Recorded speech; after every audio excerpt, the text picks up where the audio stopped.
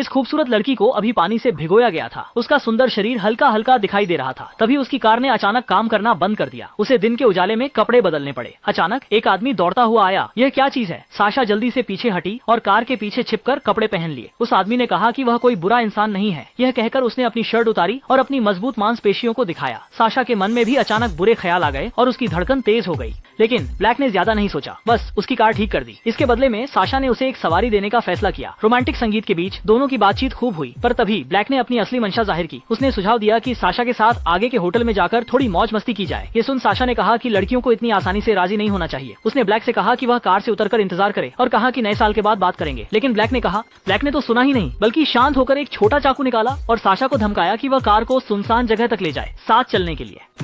Sasha डर के मारे कांप उठी और मजबूर होकर मान गई। लेकिन जैसे ही गाड़ी चल रही थी, साशा ने देखा कि ब्लैक ने सीट बेल्ट नहीं पहना था। तो उसने सोचा कि 10 बार सेकंड लेवल का टेस्ट पास करने की कला से उसे बाहर फेंक देगी। 10 बार थर्ड लेवल का टेस्ट देने वाली ब्लैक ने जोरदार प्रयास कर रोकने की कोशिश की। लेकिन जब वे स्टीयरिंग व्हील के लिए संघर्ष कर रहे थे, गाड़ी अनियंत्रित होकर खाई में गिर गई। अचानक गाड़ी का नियंत्रण खो गया और वह खाई में गिर गई। जैसे ही साशा जागी, कार उलटी हो चुकी थी और हे कार से बाहर फेंक दिए जाने पर शायद कोई आवाज नहीं आई। उसने तेजी से अपनी सीट बेल्ट खोली। तभी अचानक उसके पैर में दर्द की एक तेज लहर उठी, क्योंकि उसकी पिंडली सीट में बुरी तरह फंसी हुई थी। साशा ने पूरी कोशिश की, लेकिन वह बाहर नहीं निकल पाई। तभी हे भी होश में आ गया। क्या करें? साशा ने जल्दी से पास में रखी छोटी चाकू छुपा ली और हे नीचे देखकर साशा का मजाक उड़ाते हुए शान से वहाँ से चला गया। साशा को अकेले कार में फंसा छोड़कर उसने चिल्ला चिल्लाकर गला फाड़ लिया, लेकिन कोई जवाब नहीं आया। चिल्लाते चिल्लाते वह सो गई और सुबह जागी तो कार उल्टी पड़ी थी और हे जैसा उसने चाहा था, कार से बाहर फेंक दिया गया था। उसकी टांग सीट में बुरी तरह फंसी हुई थी। सुबह उठने पर साशा के शरीर पर चींटियां रेंग रही थी। यह तो मरने वाले का संकेत है। इस समय उसके पास खाने पीने का सामान भी लगभग खत्म हो चुका था। निराशा के बीच अचानक उसे मोबाइल के कंपन की आवाज आई। उसने जल्दी से मिट्टी में दबा हुआ मोबाइल निकाला।